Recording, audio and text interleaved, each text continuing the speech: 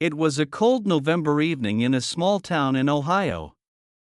The kind of cold that sinks into your bones and makes the world feel a little heavier.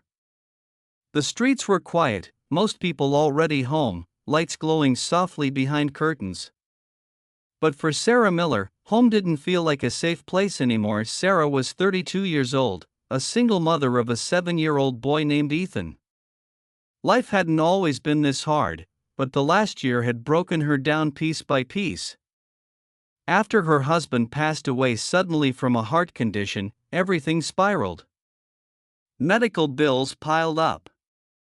Her part-time job at a local diner barely covered groceries. Then came the eviction notice. That evening, Sarah sat in her old car parked outside a closed grocery store. The engine was off to save gas. Ethan was asleep in the back seat, wrapped in a thin blanket, his small chest rising and falling peacefully. Sarah watched him through the rearview mirror, holding back tears.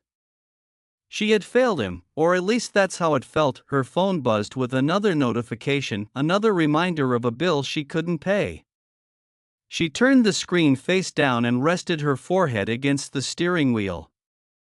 For the first time in her life, she whispered a prayer out loud. Not a fancy one. Just a desperate plea. Please, she said quietly. I don't know what to do anymore. I just need help. She didn't expect an answer. A few minutes later, headlights flashed behind her car. Sarah's heart jumped. Panic rushed in. She quickly wiped her face and sat up straight. Was it the police? Was she not allowed to park there? A man stepped out of the car behind her. He looked to be in his late 40s, wearing a thick jacket and a knit cap. He didn't look threatening, but Sarah still felt nervous. When he approached her window, she cracked it open just a little. I'm sorry to bother you, the man said gently. I noticed your car's been here a while. Are you okay? Sarah hesitated. She almost said yes. She almost lied. But something about his voice felt safe. Warm. Human. I'm just resting, she replied quietly. The man nodded, but he didn't leave. It's pretty cold out tonight, he said. And I saw a child in the back. I just wanted to make sure everything's all right. That was it. The wall she'd built all day crumbled. Tears spilled down her face before she could stop them. She opened the door and stepped out, embarrassed, shaking, exhausted. I'm sorry, she said. I didn't mean to make you worry. The man raised his hands gently. You don't have to apologize, he said. My name's Mark. Sarah told him her name. Then, in broken sentences between tears, she told him everything. The eviction. The job. The fear. Sleeping in her car. She expected him to nod politely and leave once he realized how deep the mess was. Instead, Mark listened. He didn't check his phone. He didn't rush her. He just stood there in the cold, nodding, his eyes full of concern. When she finished, there was a long silence. Do you trust me? He asked finally. Sarah looked at him, surprised by the question. She didn't know why, but she nodded. I live about 10 minutes from here, Mark said. I have a spare room. It's not fancy, but it's warm. You and your son can stay the night. No strings attached. Sarah's breath caught in her throat. I can't, I don't even know you. That's okay, he said softly. You don't have to decide now. But I couldn't drive away knowing you're sleeping in a car with a child tonight. She looked back at Ethan. Then back at Mark. Everything in her life had taught her to be careful. To not trust strangers. But something deep inside her heart told her this wasn't danger. This was kindness. They followed Mark to his modest home on a quiet street. It was small, but clean and warm. The smell of coffee and soup filled the air. Mark set up the spare room and handed Sarah fresh towels and blankets. "You're safe here," he said. "Get some rest." That night, Sarah slept in a real bed for the first time in weeks.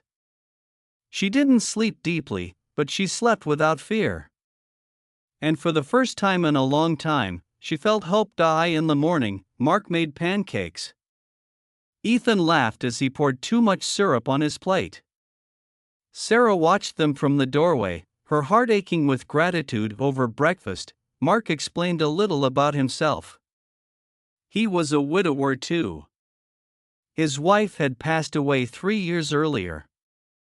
"Helping others," he said, "was how he stayed connected to the world. I believe we're all sent into each other's lives for a reason," he said. "Sometimes just for a moment." That moment turned into a week. Then Mark helped Sarah update her resume. He watched Ethan while she went to job interviews. He drove her to the food bank and helped her apply for assistance programs she didn't even know existed. One afternoon, Sarah got a call from the diner manager. A full-time position had opened up. With benefits. She got the job. She cried again, this time from relief. Within a month, Sarah had saved enough for a small apartment. On the day she moved out, she stood in Mark's living room, holding back tears. "I don't know how to thank you," she said. Mark smiled. "You already have," he replied. "Just promise me one thing." "What's that?" "When you see someone who's hurting, be the stranger who stops."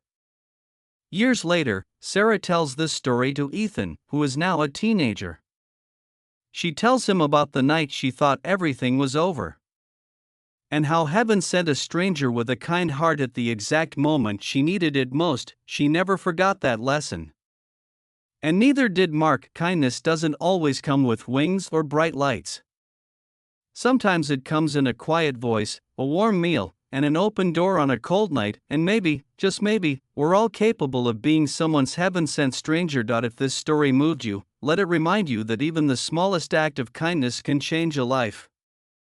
Carry it with you. Share it. And never underestimate the power of stopping to help, because your kindness might be the miracle someone is praying for. Sometimes help comes from the place you least expect, sometimes it arrives quietly, wearing an ordinary face, at the exact moment your heart is about to give up. This is a story about one of those moments, when a stranger showed up, and everything changed. If stories of kindness, hope, and real human connection touch your heart, please take a second to subscribe, like this video, and share your thoughts in the comments. It truly helps the channel grow and allows us to share more meaningful stories like this on Kindness Story Hub. Your support means more than you know.